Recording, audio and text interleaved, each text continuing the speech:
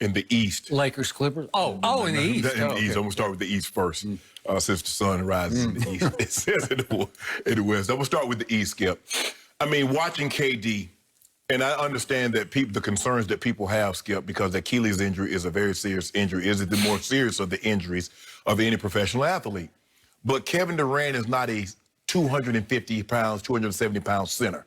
He's not a guy that relies on jumping ability. He's not a guy that relies on his quickness in order to get to where he needs to get to. So I think of all the people that's probably suffered this injury, the basketball players, the historically great players, I think he's probably the guy that's best equipped to deal with it because, as I said, Skip, he's not 250. He's not quick. He's quick, but he's not reliant on that aspect. He's not, Dominique Wilkins that relied on his jumping ability. So with that being said, I believe he'll pick right up where he left off. He will be the Kevin Durant that we've seen over the last 10, 12 years, and I don't think he'll miss a beat. When you look at this team, Skip, their second unit could really be a starting unit in the NBA. They come off the bench with LeVert, Jared Allen, and Taurean Prince.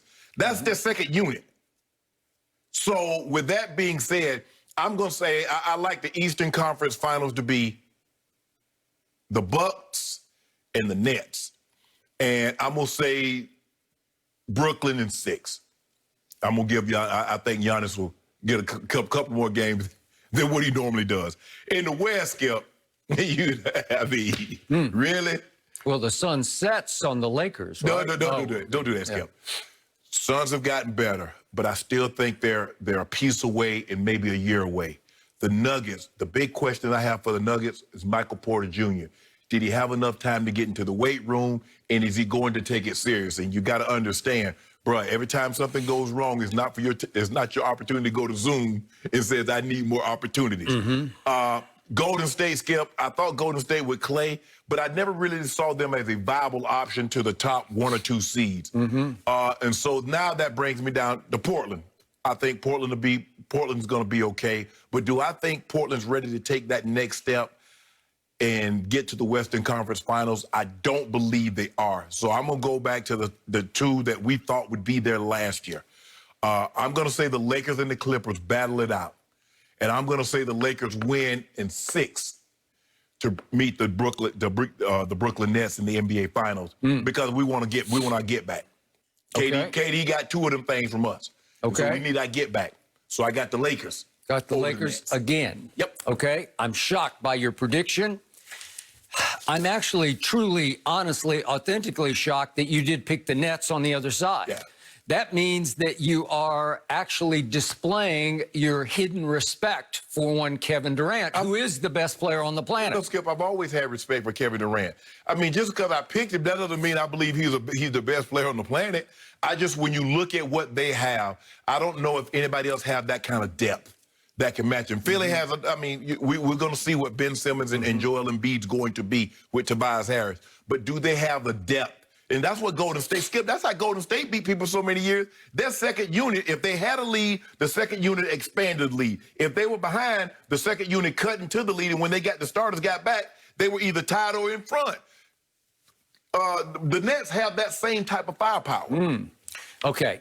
I buy into your Nets pick, even though I have some reservation about a new coach who's never coached one dribble in the NBA named Steve Nash trying to deal with Kyrie Irving and Kevin Durant and a bunch of players who were there last year say, what about us? Are we chopped liver? Well, the second guy you mentioned, I think he'll be just fine. It's the first guy that you mentioned. Well, obviously, and yet I believe they will figure it out because I watched Kevin Durant last Friday night, and I was in awe of what I saw. I get that it was just the final preseason game. He was dominant. He was omnipotent. He just took the whole game over, played 27 minutes, scored 25 points on 9 of 16 shots, made a couple of threes, blocked 3 shots. I think you're going to see him on the defensive end rise and shine. And that team is loaded top to bottom. They're trying to turn Karis LeVert into their Manu Ginobili coming in with the second unit, or if we can go more current with make him their Lou Williams coming in and just lighting people up. Yeah, and it's got potential. Yes, because he's got a 50-point game, and we saw what he did in the bubble. Okay, so I'm on record. Nets will win the East, and Kevin Durant will win the MVP. Easily? You Win the East easily? well, not easily, because there are a lot of good teams. The Sixers are going to be fascinating. I just don't think they're quite there yet with their first-year coach and Doc. You have little to no respect for Giannis and I have little to none, and I'm not factoring them into this. And I think it's going to come down to Nets Sixers, versus Nets in Philly. the Eastern Yes, I Conference do. Finals, okay. Now, the sun sets in the West on the Lakers. And now for my Western Conference prediction, I have a huge question just to ask the walls here, because I know I won't get an answer from you. I'm just, this is rhetorical, because this is blowing my mind. It is confounding me. It is perplexing me. It is frustrating me to try to figure out what happened to my Clippers, because just a few months back, they went into the bubble playoffs favored to win it all. Right. And they got up to the Denver series, and they flexed their dominance against Denver because they went up 3-1. They did. Then obviously they had 3 straight closeout games, and they're up 15, flexing their dominance. They're up 19 in the second closeout, flex, and 12 in the third one. Kind of a little flex. Yes. Didn't close one of the deals. No. And all of a sudden, they are chopped liver. They are garbage. They are trash. They are old news. They are last year's story. And somehow they're in the dumpster. And I don't get it, because None of them said in the dumpster, but I mean, a lot of people got them picked the second or third. I mean, it's not like they got them like the 6th or the 7th. okay, season. but where did they go wrong? Where did they fall? Is everybody just being prisoner of that moment? They collapsed. I give you that. They could not close. They did not have that point guard who could settle them, order them, figure it out for them to put You them don't need in no point position. guard. You got Kawhi. That's true. You told me That's true. last year going into the season, Kawhi was the best player in the NBA. Yep. So you don't need a point guard. Michael Jordan didn't have a point guard. Kobe Bryant didn't have they just get a ball to those great guys and let them go Yep. work. Well, maybe they needed to switch to the triangle, which was Michael Jordan's offense. And the new coach, Ty Lue, says, guess what? I have instituted and installed the triangle just for Kawhi Leonard's sake, so he can get those mid-range jump shots, on which he made 48% last year. I'm talking about jumpers from outside the lane and inside the three-point line, right? Yeah. Those mid-range jump shots.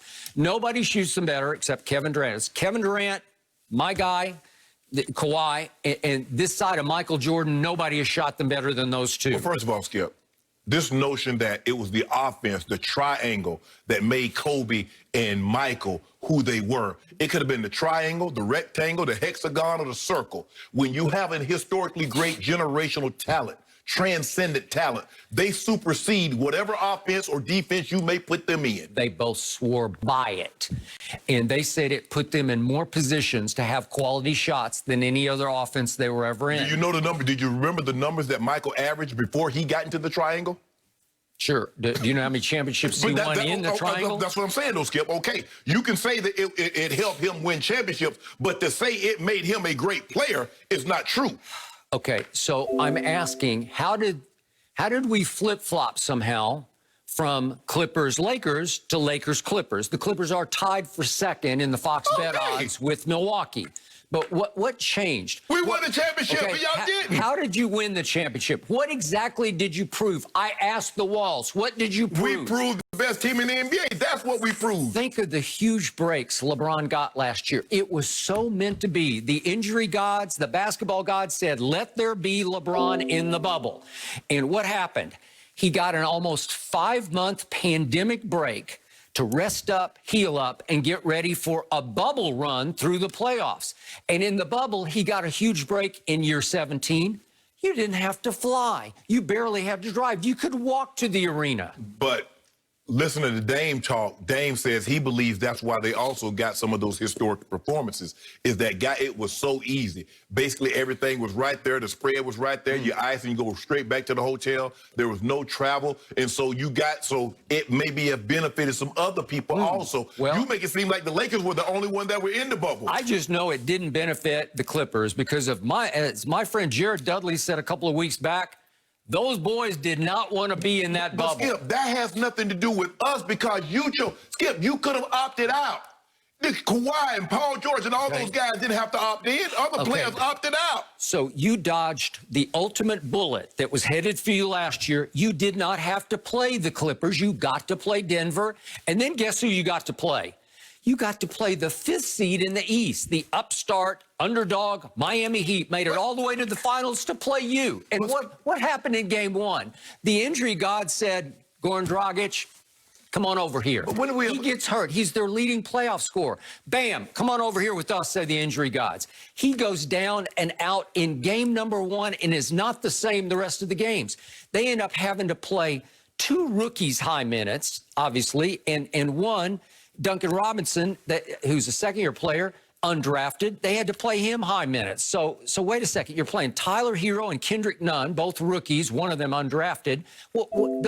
They played like 20 to 30 minutes a game from there on. And what did that prove? That you beat them, and it took 6 games to beat them. But we've never done this before. We didn't say when the Rockets upset the Lakers in 81 and 86 that Bird dodged a bullet by not having to face the Lakers. We've never done this with any other player other than LeBron to try to diminish what the man has accomplished. The Clippers had every opportunity. They were in the bubble. They didn't have to travel. They didn't have the inconvenience that go along with a normal day-to-day schedule. So why do you have to punish the Lakers I'm not for what punishing the Clippers couldn't do? I just don't understand how suddenly it flip-flopped and the Lakers are prohibited